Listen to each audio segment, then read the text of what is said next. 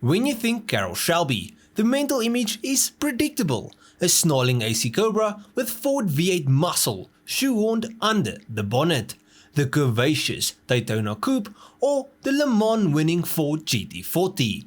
But Shelby's back catalogue has a few entries that don't make the coffee table books. You see, in the early 1960s there was one such machine, a mid-engined European-built chassis armed with a Ford V8 and tuned to the teeth. That came within a whisker of rewriting American sports car history. Its name, the Shelby Monaco King Cobra. And if you've never heard of it, you're not alone. But don't worry, because I'm gonna tell you all about it now. So let's start at the beginning. Now, Shelby didn't start in motorsport straight out of the cradle. He was well into his 30s when he began his professional racing career. But once he got going, he made a name for himself alarmingly quick. His crowning achievement as a driver came in 1959, when he and Roy Salvadori piloted an Aston Martin DBR1 to victory at the 24 Hour of Le Mans. It was a feat that made him the third American to win the French Endurance Classic, joining Luigi Chinetti and Phil Hill in that exclusive club. Not long after, a heart condition forced him to hang up his helmet. But retirement from driving didn't mean retirement from the sport. By 1962, he had founded Shelby American and almost immediately started producing some of the most iconic sports cars in history.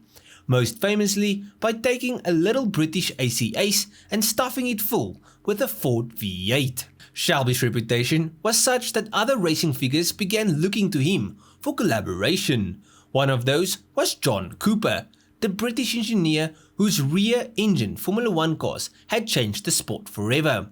Cooper had been campaigning his Type 61 Monaco sports racer, a Group 4 machine introduced in 1961. He'd had all the hallmarks of a top-flight racer: a space-frame chassis, lightweight aluminium body, and a rear suspension borrowed from Cooper's own Formula 1 cars. The Monaco was competitive in Europe, but it wasn't the dominant force Cooper wanted. The Coventry Climax 2-litre inline 4 it ran in that period was brilliant in its own right, but for the power-hungry circuits of the United States and the booming United States Road Racing Championship, or USRRC, it was outgunned. Cooper wanted to crack the American market, and he knew Shelby was the man to help him do it. So, 6 Cooper T61 Monaco chassis were shipped from England to Shelby American's California workshop. On arrival, they were little more than bare frames with suspension attached, a blank canvas for Shelby's brand of American performance engineering. The space frame itself was built from 1.5-inch steel tubing, designed for minimal weight but excellent rigidity. At the front, the independent suspension used unequal length wishbones, coil springs, and Coney adjustable dampers. At the rear, the Formula 1 inspired the Dion setup used a transverse, leaf spring and more conies, keeping unsprung weight low and geometry stable under load. For the era, this was exotic kit, and Shelby kept it largely intact, adding his own fine-tuning for American circuits. Then the Monaco's braking system was advanced for 1963. Disc brakes on all 4 corners, with lightweight calipers tucked inboard to reduce unsprung mass. Even here, Shelby made incremental changes, focusing on brake cooling and pedal feel. But Shelby's biggest change came in 3 areas: weight reduction, aerodynamics, and most crucially, the engine bay. To cut weight, the original aluminium body panels were replaced with even thinner gauge alloy, carefully shaped to maintain rigidity but shed precious pounds. Aerodynamically, Shelby reworked the front and rear bodywork for smoother airflow and less drag, while adding subtle tweaks to increase stability at speed. And then came the Shelby Masterstroke, replacing the 2-litre Coventry Climax engine with a Ford 289 cubic inch 4.7-litre small block V8. And this was no stock motor either.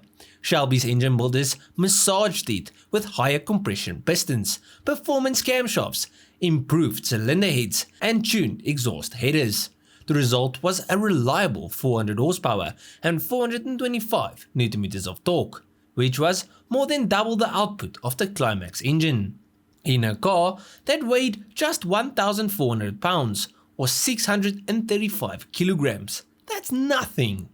Now the engine sat just behind the driver, mated to a Colotti 5-speed transaxle.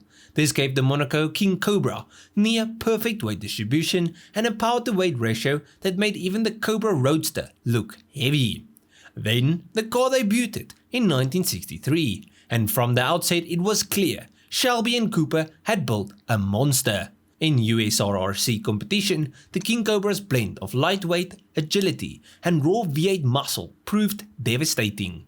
Under the Shelby American banner, it won the championship 3 years running, from 1963 through to 1965, and it did this against strong opposition from Chaparral, McLaren, and other serious sport races. Its performance wasn't just an American phenomenon. The King Cobra was quick enough to hold its own on European tracks as well, where its chassis sophistication and torque-rich engine made it competitive in a variety of conditions. For drivers, it was a joy, fast, predictable, and forgiving enough to be driven at the limit without a constant fear of it biting back. But why isn't this car more famous? I mean, given its success, you might wonder why the King Cobra isn't as famous as the Daytona Coupe or the GT40. Well, the answer is timing. You see, by 1964, Shelby was deeply involved in Ford's GT40 program, which would consume most of his team's resources. And as you all know, the GT40 wasn't just another race car. It was Ford's moonshot to beat Ferrari at Le Mans.